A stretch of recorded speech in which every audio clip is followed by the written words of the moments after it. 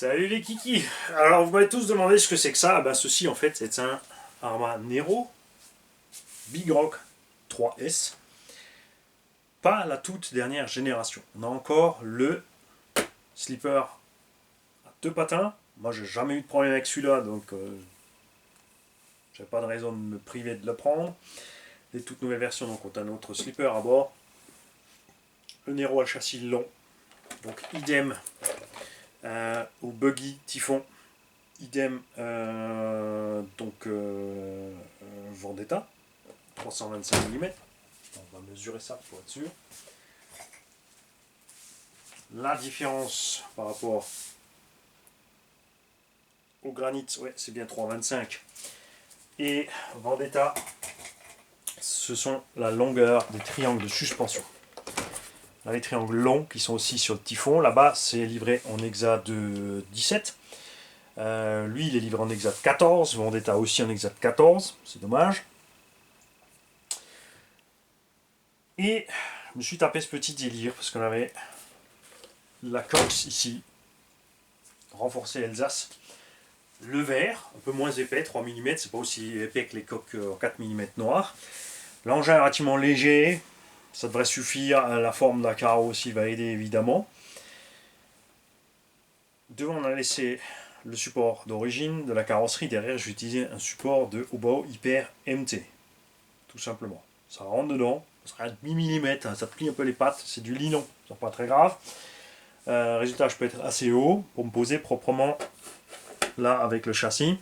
Tu peux descendre encore, mais pour ça il faudra mettre des roues plus petites ou alors avoir des roues avec encore plus de déport, mais là ça va commencer à faire beaucoup si tu t'amuses à élargir encore. J'avais envie d'utiliser ces jantes Maverick qui nous restaient là du Quentin Flux, du honteux Quentin Flux. J'aime bien la dégaine de ces jantes, j'aime bien la couleur, donc je me suis fait ce petit délire. À la base j'avais prévu ça avec en pensant tout simplement aux classes de buggy 2 roues motrices off-road qu'on trouve pour les courses Baja, puisqu'on a les Shortkers et dans le même gabarit on a des séries, je crois que ça s'appelle C1, mais qui sont qu'en 2 roues motrices. Bon, il y a aussi les off-road, les SC aussi existent en 4x4 et en 4x2, hein. Le UDR par exemple, le Rigide Industrie, le vrai est en 4x4, on le voit clairement sur les photos. Pour ceux qui sont persuadés que non, il faut le passer en 2 roues motrices, en fait non, le vrai est en 4x4. Donc il y a différentes classes tout simplement. Mais ces buggy avec une coque de coccinelle ont la particularité d'avoir donc des bras de suspension super longs, grands débattements de suspension et des roues pas trop grosses. C'est pour ça que j'avais monté là-dessus les SC Hummer avant, donc de SC 2 roues motrices. Donc on a un gros déport sur ces jantes. On est donc aussi loin qu'avec ces jantes là, sauf qu'on est moins large vers l'intérieur. Tu vois, ce qui te permet de rabattre un petit peu la carreau. Et ça lui donne un super look parce que quand tu roules, tu es quand même relativement en bas et elle peut vraiment lever les pattes loin. J'aime bien le look que ça fait, je vais te le montrer. Avant qu'on pose justement motorisation mise à bord.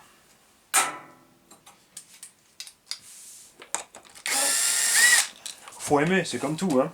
Après, tu peux utiliser ce que tu veux. J'ai monté des exas de 12 qui viennent d'un Traxxas TRX4. On a juste meulé le petit ergot. J'ai meulé par contre un petit peu trop. J'aurais dû laisser un petit bout pour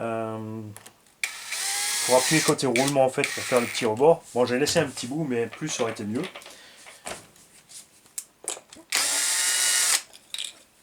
Quand tu fais ce genre d'opération, normalement, tu vas mettre des roues plus grandes, plus petites ou autres, plus lourdes ou moins lourdes.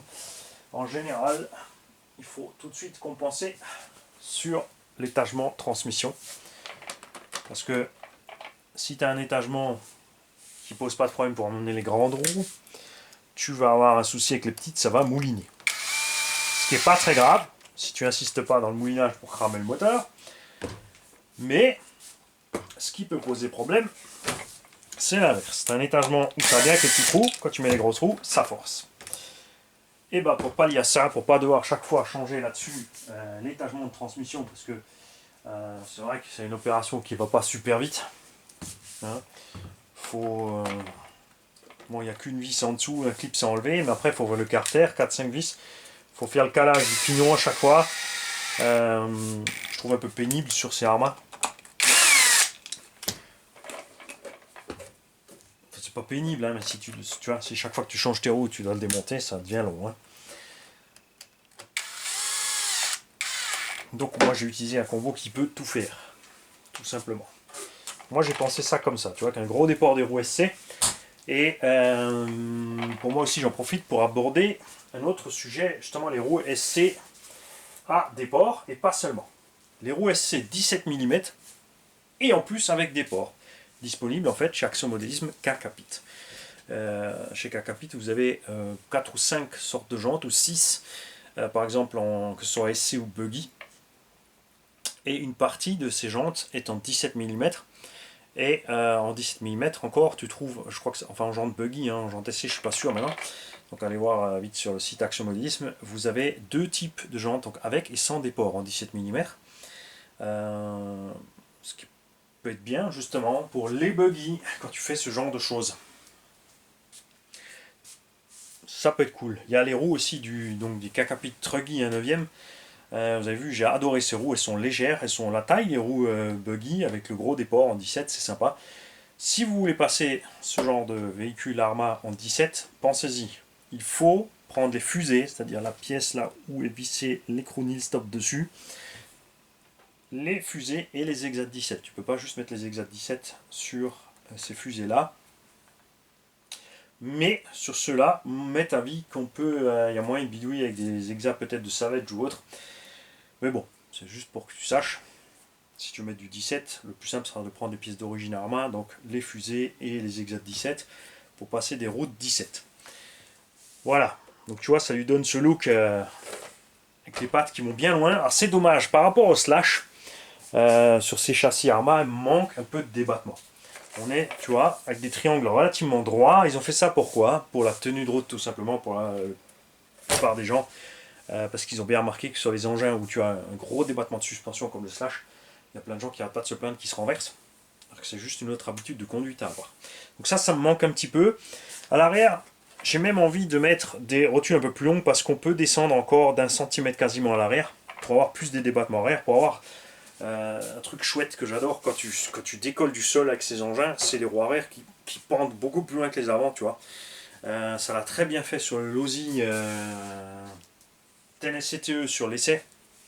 Vous allez voir, quand on quitte les rampes, tu as les roues arrière, elles descendent vachement loin, j'adore ça. Donc ça lui permet, tu vois, si tu veux descendre ta carreau, tu peux. Ça frottera toujours un petit peu la carreau éventuellement, mais c'est du renforcé, c'est pas grave. Hein, mais du coup, ça va le faire. Ça va être chouette. Si tu vas aller sur la piste, ben, tu te mets des roues pistes. Si tu as des Exat 17, encore mieux. Hein, tu te mets des roues de 17 standard de GT. Tu peux mettre des Louise dessus, plus type piste en version ST ou MT 2.8, Proline, etc. Tu en as de plus en plus. Tu peux donc, tu as un gros choix.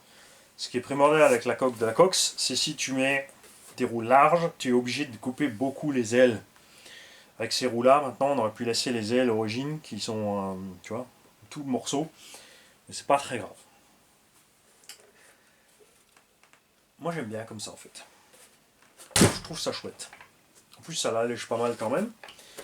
J'ai mis un pignon de 17 sur le moteur là-dedans, donc à peu près l'étagement d'origine, si je ne me trompe pas, qu'il y a sur les Granit et Nero.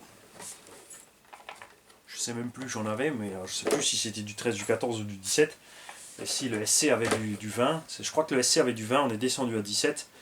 Et tout ce qui est Nero machin, en 17, on était descendu à 15. Ou c'était du 15, on est descendu à 13. Il faudrait que je regarde mes propres vidéos. Les stickers qui sont là-dessus, un simple exemple pour délire. C'est un petit délire parce que voilà, on a mis le sticker Porsche Design Jägermeister dessus en plus. C'est la première série que Alex m'avait fait des stickers Jägermeister en essayant la nouvelle machine. Il y avait un petit bug sur le fond blanc. Tu vois, il est un peu transparent, donc la couleur ressort. Donc j'ai jeté à la poubelle, il me les a filés avec. Il m'a fait les stickers, bien sûr, qui sont sur la Porsche. Et les stickers Jägermeister qu'on a mis sur l'autre Porsche, la Serpent SRX8 GT. Et comme j'avais ces stickers qui traînaient là, pour lui donner un look Baja machin, c'est ce qu'ils font, ils collent des stickers de sponsor partout, c'est parti. C'est juste pour rire, c'est pas la déco définitive. Bon, je vais la laisser dessus, parce qu'il faut d'abord les user évidemment, et on mettra autre chose par la suite. Il y a plein de choix. tu vois, les vitres, c'est toujours le scotch vinyle 50 mm pour faire les vitres. Tu fais la découpe que tu veux, tu fais comme tu as envie. Il y a moyen vraiment de décorer facilement les vitres. Ces carreaux renforcés. À bord, on a mis comme sévère un moteur Xteam 3670, 74 même. 3125 kV, je crois, c'est un truc comme ça. 3270, pardon. Donc avec le pignon de 17, on est à ce qu'on sortait avec le SC en 3S avec le combo d'origine. Tout simplement. Donc on a une vitesse largement suffisante, un petit 75. Si tu mets les roues plus grosses, tu seras plus rapide, mais ça ne fera pas forcer le moteur, il va y arriver quand même. Donc attention, moteur un peu plus long, il va consommer de toute façon un peu plus que le court. Il a par contre plus de couple, donc tu auras plus de conso avec les petites roues, il plafonnera plus vite. Par contre, il forcera moins avec les grandes roues. Donc tu vas compenser un peu là-bas. Ce que je voulais, c'est justement faire qu'on puisse alterner facilement. Vous avez vu que le 3660 avec les grosses roues, avec les pignons que laisse Arma d'origine, vous avez vu dans le Vortex, on monte quand même en température, hein, alors que là, on sera tranquille. J'ai fixé un VPS 8 là-haut, parce que ce moteur peut prendre 4S. Donc tu peux rouler avec les petites roues en 4. Attention au ballonnage et à la qualité des roues, faites gaffe. Et avec les grosses roues, par contre, 2-3S suffira large. Bon, même là, 2-3S, ça devrait le faire. On fera un rapide petit essai, parce que ce véhicule, comme beaucoup de choses, enfin ces derniers temps j'aime bien, des fois je vais sur un site, je trouve un truc qui m'intéresse, je le prends, je fais un petit projet, parce que ça m'est passé par la tête, j'ai ce qu'il faut ici pour le mettre arriver au bout de ce projet, et ensuite une fois que c'est assemblé, bah, c'est dispo à la vente, tout simplement. Toujours avec des tarifs sympas, puisque voilà, c'est des petits trucs qu'on a grappillés à droite à gauche. Quand j'ai démonté la transmission pour installer donc le combo, j'en ai profité pour mettre du scotch en dessous. Il y a une ouverture en dessous, moi j'ai mis du scotch. Ça touche, mais je vais la couronne plastique va bouffer juste la petite bande de scotch et va faire une petite coupure dedans, là où ça gêne. C'est fait en 5 minutes, les premiers 5 minutes tu roules, et après c'est réglé. L'avantage de ce petit scotch là-dessous, ça t'empêche pas de le clipser, ça force pas. Mais on a constaté, ça fait le deuxième ou le troisième qu'on a préparé maintenant, que ça empêche vraiment le sable de rentrer dans la transmission. Tu vois, c'est la fixation du haut-bas et PRMT. On l'a mis tout simplement dedans. Comme dit, il manque 5 mm, les pattes sont un peu resserrées par le bas comme ça. Mais voilà, c'est pas la mort. Et tu as toujours ton support d'origine en cas de besoin. Je comprends tout à fait, il y a des gens qui ne supportent pas ça. Il faut que tout soit nickel chrome. Comme chez Apple, adapté à Apple pour aller sur Apple avec Apple et ne vivre que Apple. C'est pas méchant, c'est pour rire. C'est pour rire. Voilà donc ce qu'il y a dedans, et voici aussi le pourquoi du comment de cette machine. J'ai coupé un peu trop vite, honnêtement à l'arrière. J'aurais pu laisser un bout plus haut, parce qu'au départ, j'avais pensé qu'avec ces roues là, donc la carreau basse, ben, j'étais juste bien à l'arrière. Mais c'est vrai qu'avec les grosses roues de MT, j'ai dû augmenter un peu les découpes et remonter un peu le tout. Et l'autre chose que je voulais faire au départ avec cette machine, voilà, on va voir si on va le faire ou pas, ce serait sympa que oui. Ceci est un 4x4 sans diff centrale. Comme dit l'Everett, ces engins souvent sont en 2 roues motrices. Et pour faire comme l'a fait une marque RC qui est peu connue en petite machine, c'est... j'ai oublié le nom. Il y a une marque qui a un nom typiquement japonais de petite machine, un 14, un 12. On trouve ces engins rebadgés sous plein de marques. C'est à peu près c'est presque le même châssis que certains petits T2M, là, Booster et compagnie. Mais ça avait un look de 2 roues motrices, de buggy. Il y avait 4 amortos hydrauliques, enfin ils sont tous équipés. Il y a toutes les options dessus, les amortos hydrauliques, les roulements à billes, tout. Et elles étaient prévues avec un pack lipo, aussi lithium-ion, mais pas à gauche à droite, c'est un pack au centre. Alors maintenant c'est malin, j'ai oublié le nom de cette marque. On les trouve pas partout en plus, c'est dommage. Bref, ce sont des 4x4, pourtant devant ils ont mis des roues de 4.2, mais t'es quand même en 4x4. Donc ce que je pensais faire, c'est utiliser des roues de Truggy 2.8 en 2 roues motrices, avec des exas, hein, pas ceux avec les roulements, et à l'arrière des paddles pour se retrouver avec le look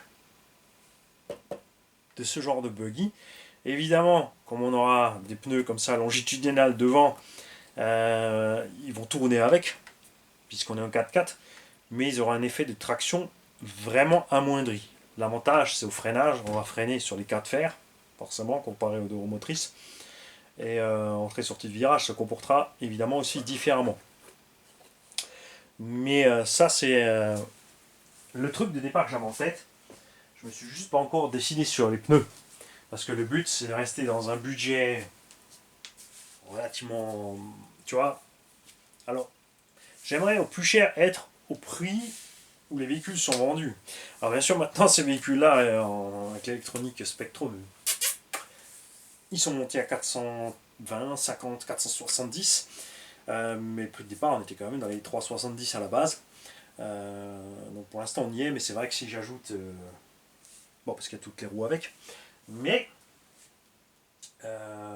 si on prend les Proline sont chers au Sound Paddle. Donc je vais voir ce que fait Louis. J'ai pas encore regardé, je ne me suis pas encore pris le temps. Parce que le problème, évidemment, ça va être de trouver des roues arrière à paddle avec les mêmes jantes que les roues avant en design d'euromotrice. Au pire, peut-être juste en mini picot, je sais pas trop. On va voir ça. J'ai pas encore regardé. Ceux qui ont des idées, lâchez-vous. N'oubliez pas, il me faut par contre des jantes absolument à départ. Sinon, ça va aller frotter. Et ça, ce n'est pas bien. Nein, nein, nein, nein, nein, nein.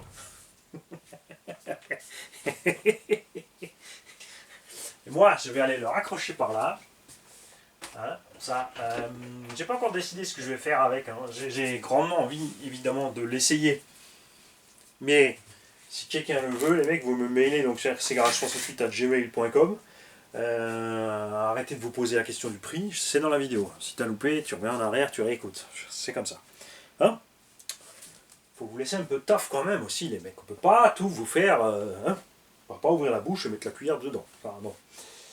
Moi, je suis plutôt du genre à laisser la cuillère juste, tu vois. Tends la main, t'arrives là, bah, je te mets la cuillère là. Comme ça, il va falloir la chercher ta cuillère. C'est comme ça. J'ai grandement envie de l'essayer, évidemment. Parce que c'est un projet, ça fait. J'y ai pensé il y a presque un an. Il a fallu un an pour réussir. Au fur et à mesure, hein, avec tous les autres trucs à faire autour, à rassembler les pièces, les machins, les bidules, pour arriver à le faire. Évidemment, les roues, on les a grâce au Quentin Flux. Je répète, le honteux Quentin Flux. Et évitez les. Je peux. Franchement, évitez ces Maverick 3S. Laissez tomber. Alors, si tu es un pilote qui va rouler cool, tranquille, détendu. C'est vrai que le tarif était sympa au départ. 250 €, on a un super combo, on a un cerveau qui va, on a une radio qui est bien, les pneus sont bien, mais le reste, c'est vraiment pas la peine. Les machines tombent en pièces. Donc évitez-les. Il y a la version plus avec 3 diffs, la transmission tiendra un peu moins, un peu plus, mais bon, comme dit, les prix ont grimpé quand même aussi. Ils sont passés à 300, 350 €. Les versions plus là sont quand même à 350 balles. Donc à 350. Ils n'ont aucune chance contre les teams assaut rivales. Tout simplement. C'est pas le même look, c'est pas la même taille, je conçois, mais bon. À un moment, si c'est pour rouler sur des œufs pour pas casser, et de l'autre côté tu peux rouler normal, malgré que l'engin soit un peu plus compact, c'est peut-être mieux de passer sur le plus compact. Donc vous me mailez si vous êtes intéressé, ça ne veut pas dire que vous l'aurez, comme dit, si quelqu'un l'achète, et ça dépendra de lui, c'est lui qui dira, ouais, roule-le, montre-leur ce que ça fait, ou pas touche, je veux tout neuf et propre comme c'est. Il y a juste le support carreau arrière, c'est de la récup. Ça, je te le dis. Il n'est même pas monté super méga droit, mais ça se voit pas. Et les stickers, comme dit, tu fais ce que tu veux, c'était juste du délire. Bonne journée, les gars.